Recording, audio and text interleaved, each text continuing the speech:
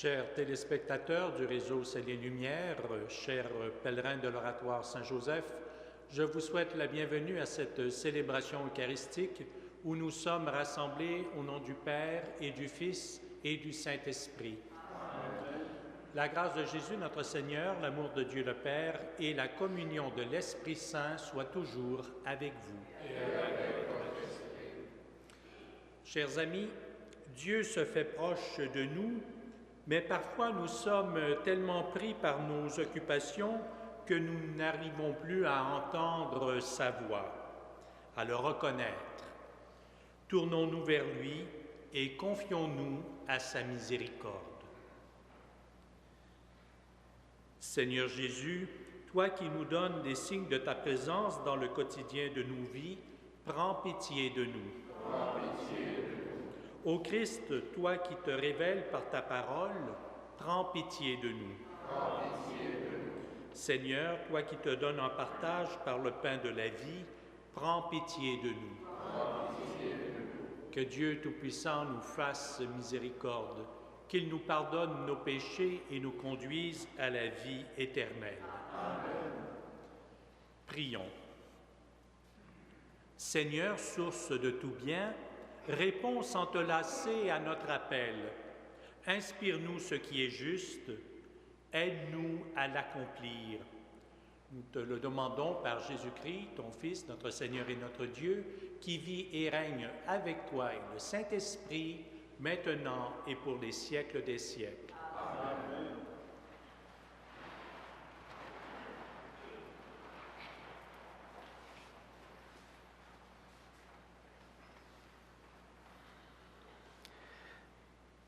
Lecture du premier livre de Samuel. Le jeune Samuel accomplissait le service divin sous la direction du prêtre Élie. Les oracles du Seigneur étaient rares à cette époque et les visions peu fréquentes. Un jour, Élie dormait dans sa chambre. Sa vue baissait et il ne pouvait plus bien voir. La lampe de Dieu n'était pas encore éteinte. Samuel couchait dans le temple du Seigneur, où se trouvait l'arche de Dieu. Le Seigneur appela Samuel, qui répondit, « Me voici. » Il courut vers le prêtre Élie et il dit, « Tu m'as appelé, me voici. » Élie répondit, « Je ne t'ai pas appelé, retourne te coucher. » L'enfant alla se coucher. De nouveau, le Seigneur appela Samuel. Et Samuel se leva. Il alla auprès d'Élie et il dit, « Tu m'as appelé, me voici. » Élie répondit, « Je ne t'ai pas appelé, mon fils. Retourne te coucher. » Samuel ne connaissait pas encore le Seigneur, et la parole du Seigneur ne lui avait pas encore été révélée. Une troisième fois, le Seigneur appela Samuel. Celui-ci se leva. Il alla auprès d'Élie et il dit, « Tu m'as appelé, me voici. » Alors Élie comprit que c'était le Seigneur qui appelait l'enfant. Et il lui dit, « Retourne te coucher, et si l'on t'appelle, tu diras, « Parle Seigneur, ton serviteur écoute. » Samuel retourna se coucher. Le Seigneur vint se placer près de lui, et il appela comme les autres fois, « Samuel, Samuel !» Et Samuel répondit, « Parle, ton serviteur écoute. » Samuel grandit, le Seigneur était avec lui, et aucune de ses paroles ne demeura sans effet. Tout Israël, depuis Dan jusqu'à Beersheba, reconnut que Samuel était vraiment un prophète du Seigneur. Le Seigneur continua à se manifester dans le temple de Silo. C'est là que le Seigneur s'était révélé par sa parole à Samuel. Et la parole de Samuel était adressée à tout Israël. Parole du Seigneur.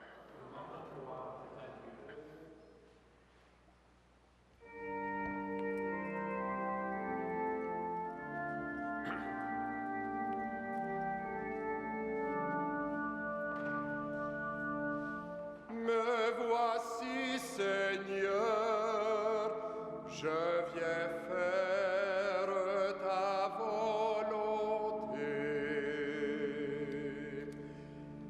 Me voici, Seigneur, je viens faire ta volonté. Ensemble, de grand espoir, j'espérais le Seigneur. Il s'est penché vers moi. Heureux est l'homme qui met sa foi dans le Seigneur. Tu ne voulais ni offrande ni sacrifice. Tu as ouvert mes oreilles.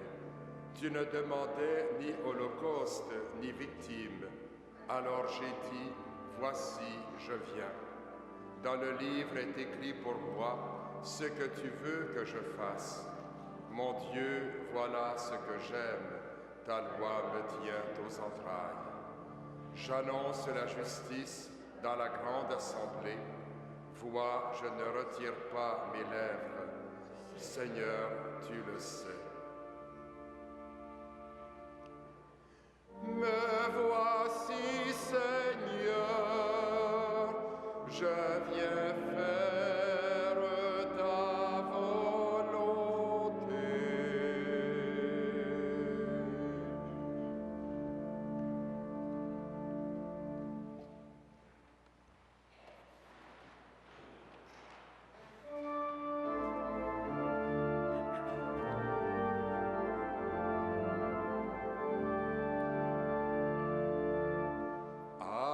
Alléluia, Alléluia, Alléluia,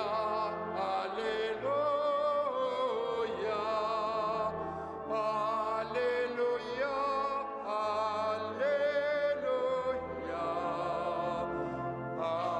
Alléluia, Alléluia,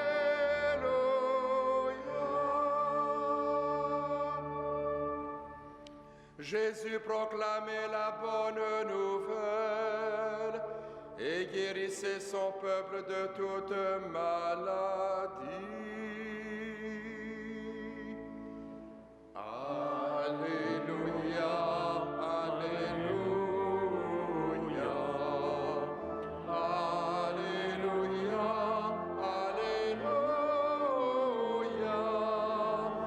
Alléluia, Alléluia.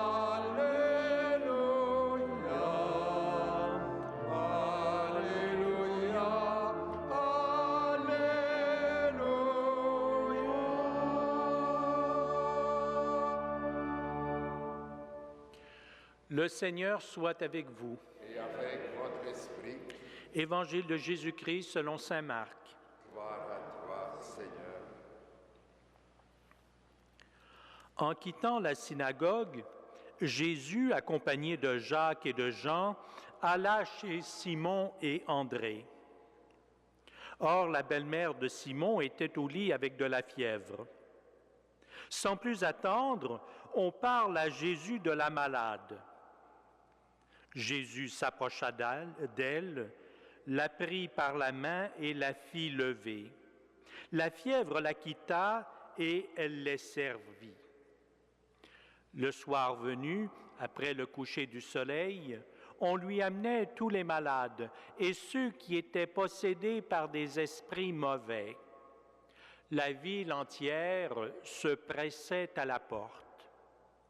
Il guérit toutes sortes de malades, il chassa beaucoup d'esprits mauvais et il les empêchait de parler parce qu'ils savaient, eux, qui il était. Le lendemain, bien avant l'aube, Jésus se leva. Il sortit et alla dans un endroit désert, et là, il priait. Simon et ses compagnons se mirent à sa recherche. Quand ils l'ont trouvé, ils lui disent « Tout le monde te cherche ». Mais Jésus leur répond « Partons ailleurs, dans les villages voisins, afin que là aussi je proclame la bonne nouvelle, car c'est pour cela que je suis sorti. » Il parcourut donc toute la Galilée, proclamant la bonne nouvelle dans leur synagogue et chassant les esprits mauvais. Acclamons la parole de Dieu. Louange à toi, Seigneur Jésus.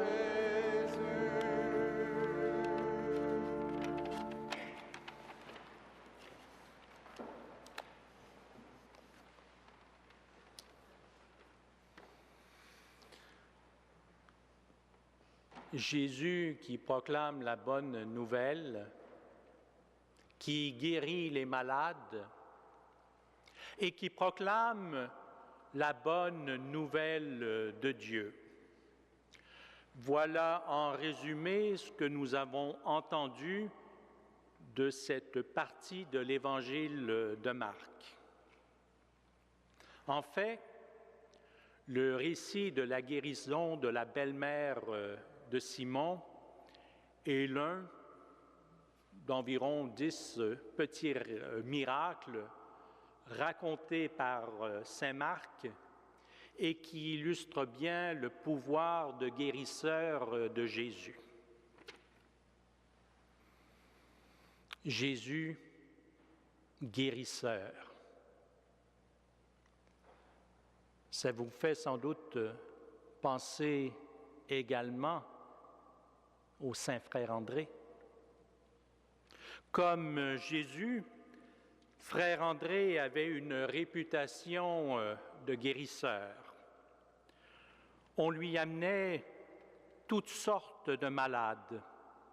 On le pressait d'intervenir. Tout le monde veut le rencontrer. Vous avez peut-être entendu parler que le frère André recevait des dizaines et des dizaines de malades chaque jour. Les gens se bousculaient simplement pour venir lui parler, pour lui présenter leur maladie ou ceux des personnes qui les entouraient.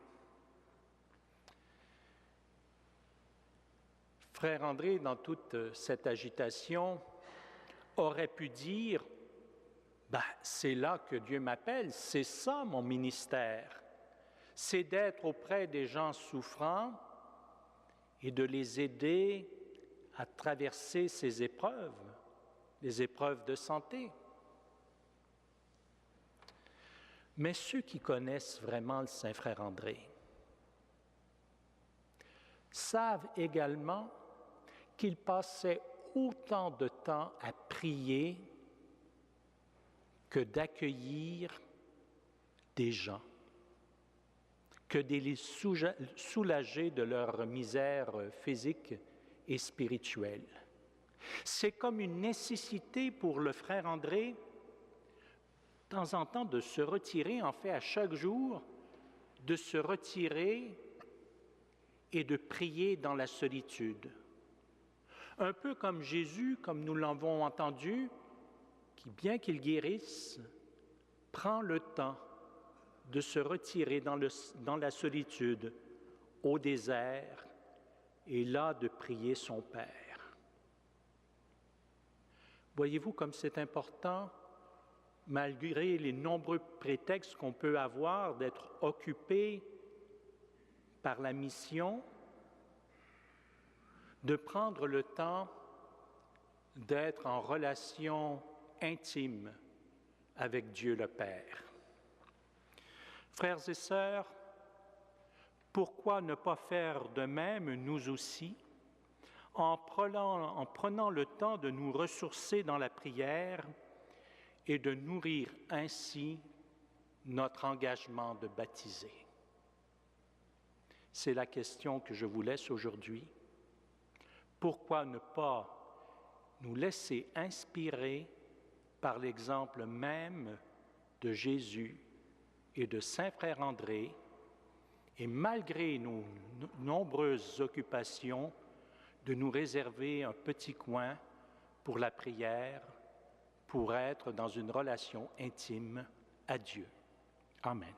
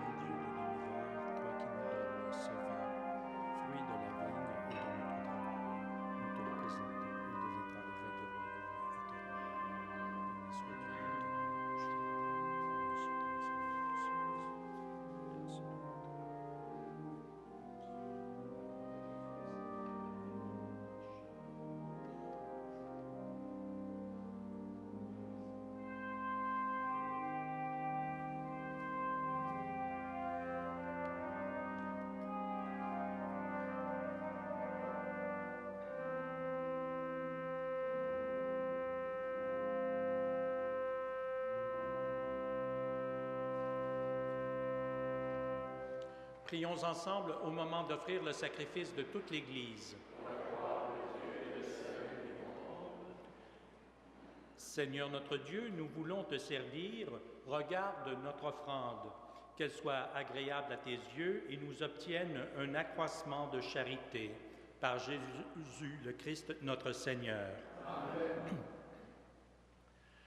Le Seigneur soit avec vous. Et avec votre esprit. Élevons notre cœur. Rendons grâce au Seigneur notre Dieu. Cela est juste et bon. Vraiment, il est juste et bon de te rendre gloire, de t'offrir notre action de grâce toujours et en tout lieu. À toi, Père très saint, Dieu éternel et tout-puissant.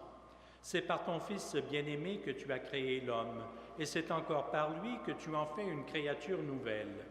Aussi, dans l'univers, toutes choses te célèbrent, le peuple des baptisés te glorifie, les saints te bénissent d'un seul cœur. Et déjà, nous pouvons, avec tous les anges, proclamer hautement ta gloire.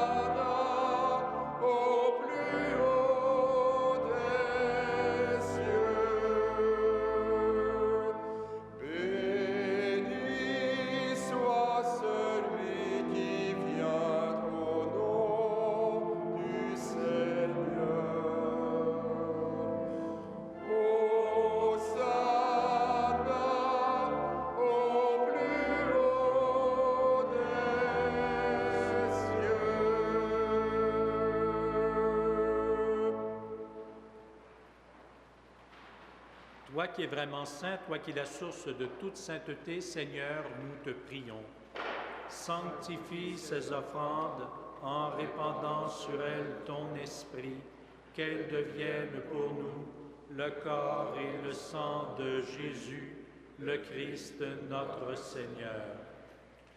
Au moment d'être livré et d'entrer librement dans sa passion, il prit le pain, il rendit grâce, il le rompit et le donna à ses disciples en disant « Prenez et mangez-en tous, ceci est mon corps livré pour vous. »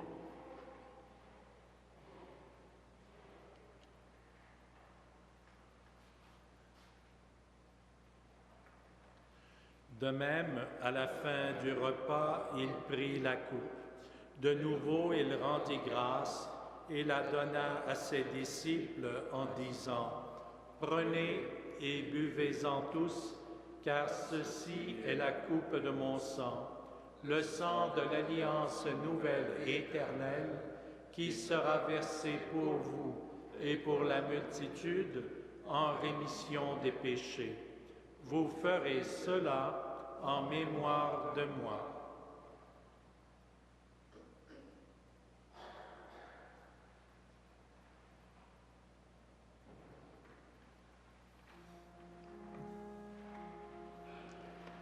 Il est grand le mystère de la foi. Nous proclamons ta mort, Seigneur Jésus. Nous célébrons ta résurrection. Nous attendons ta venue dans la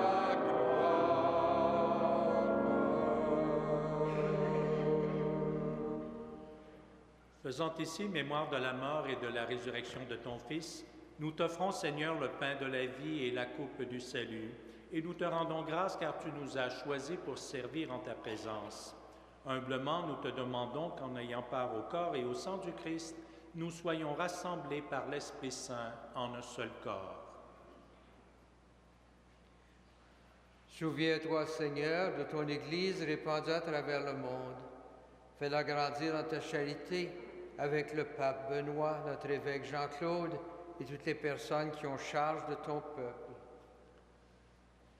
Souviens-toi aussi de nos sœurs, de nos frères qui se sont endormis dans l'espérance de la résurrection et de toutes les personnes qui ont quitté cette vie. Reçois-les dans ta lumière auprès de toi. Sur nous tous, enfin, nous implorons ta bonté.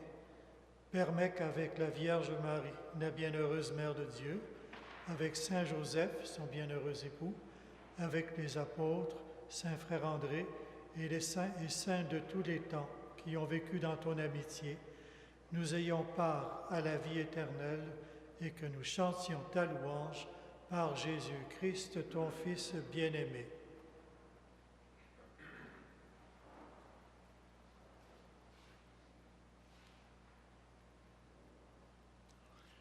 Par lui, avec lui et en lui, à toi, Dieu le Père Tout-Puissant, dans l'unité du Saint-Esprit, tout honneur et toute gloire, pour les siècles des siècles.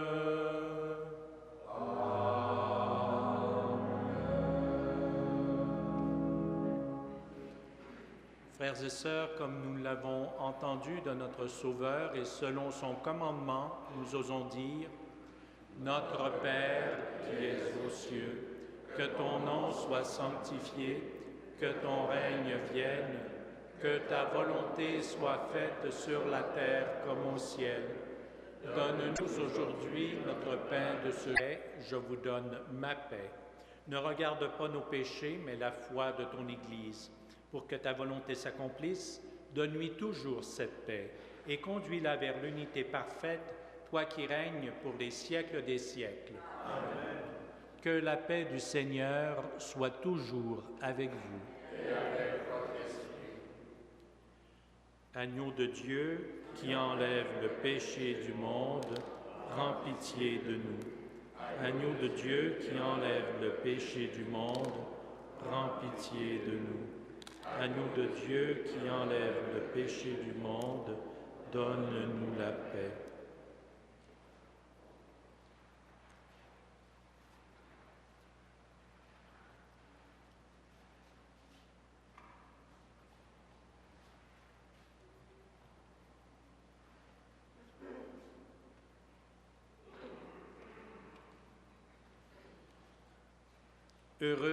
Heureux les invités au repas du Seigneur. Voici l'agneau de Dieu qui enlève le péché du monde. Seigneur, je ne suis pas digne de te recevoir, mais dis seulement une parole et je serai guéri. Que le corps et le sang du Christ nous garde pour la vie éternelle.